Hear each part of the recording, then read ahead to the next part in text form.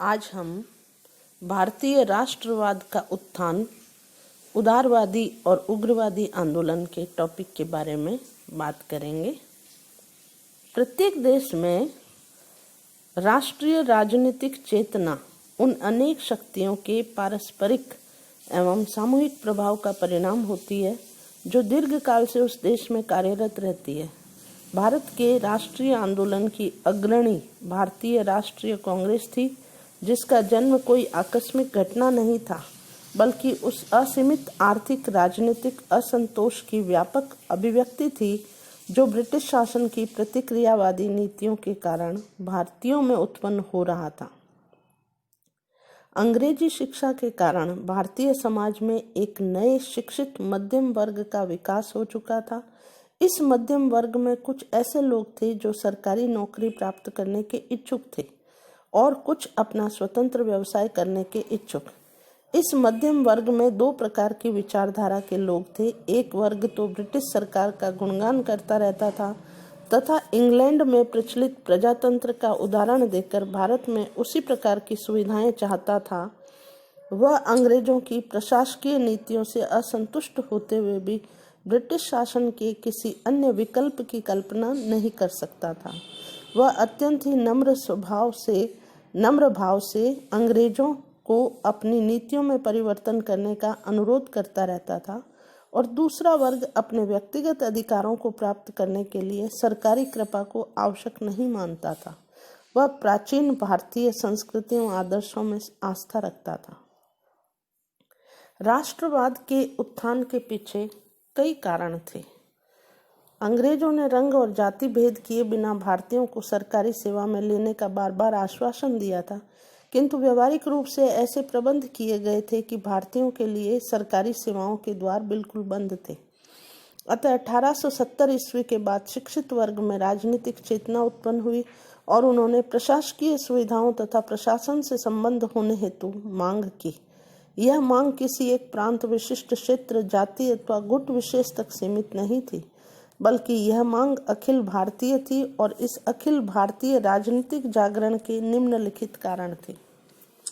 भारतीय राष्ट्रवाद के उत्थान के पीछे कई कारण थे। उसमें से हम पहले पॉइंट के बारे में डिस्कस करें तो भारत का राजनीतिक एकीकरण इसके उत्थान का एक विशेष कारण था। 1707 ईस्वी में 1707 के बाद भारत की राजनीतिक एकता का लोप हो चुका था, किंतु अंग्रेजों ने संपूर्ण देश को एक दृढ़ केंद्रीय शासन के अंतर्गत लाकर भारत में राजनीतिक एकता की स्थापना की। इससे भारतीयों में राष्ट्रीय भावना का अंकुरण हुआ और शनै शनै समान विचारों वाले व्यक्तियों में मैत्रीपूर्ण संबंधों की स्थापना हुई। धर्म सुधार आंदोलन इसका दूसरा प्रमुख कारण था। तो 19वीं शताब्दी में भारतीय राष्ट्रवाद की प्रबल धारा को उस युग के सुधार आंदोलनों ने अपूर्व बल प्रदान किया। भारत में ब्रिटिश शासन की स्थापना के साथ ही ईसाई धर्म का प्रचार भी बड़ी तेजी से होने लगा और पढ़े लिखे भारतीयों में ईसाई धर्म के प्रति आकर्षण उत्पन्न हो गया और वे इसे स्वीकार करने लगे।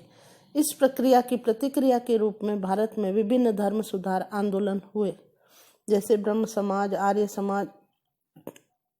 तीसरा प्रमुख कारण पाश्चात्य शिक्षा का विकास था। तो भारत में राष्ट्रीय चेतना के विकास में पाश्चात्य शिक्षा का एक बड़ा महत्वपूर्ण योगदान रहा।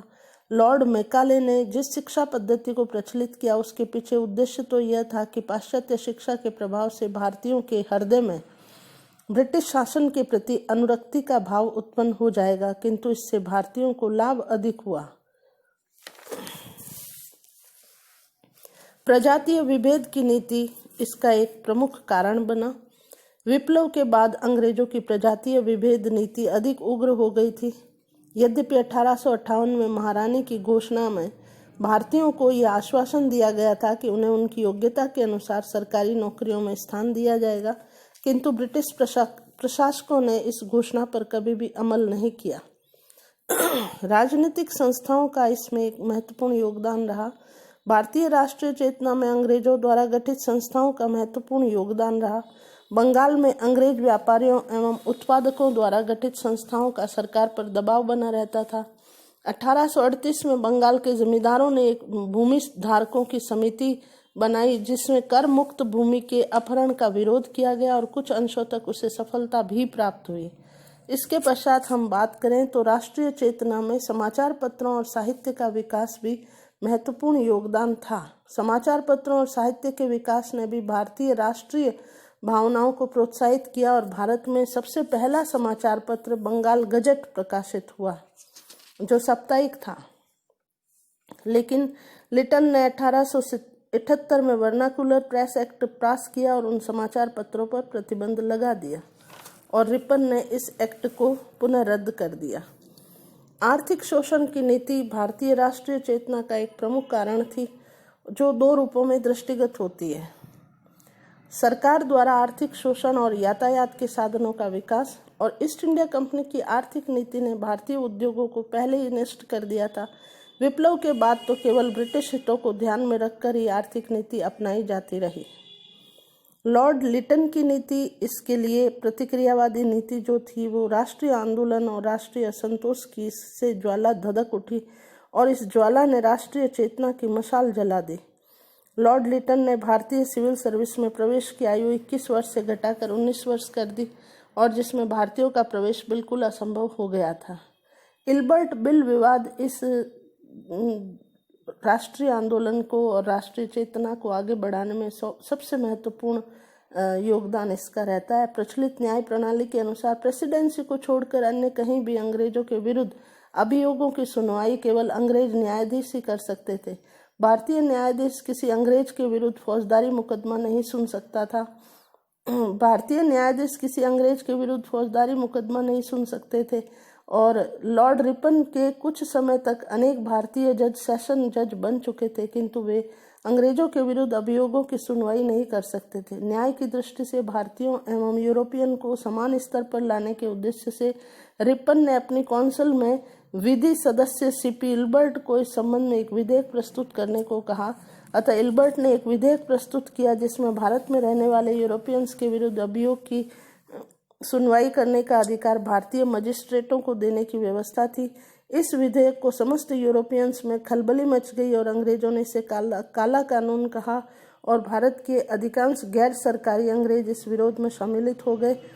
और इसके पश्चात हेनरी कॉटन ने लिखा है कि इस बिल के विरोध में किए गए यूरोपियन आंदोलन ने भारतीय राष्ट्रीय विचारधारा को जितनी एकता प्रदान की उतनी तो बिल पारित होकर भी प्रदान नहीं कर सकता था।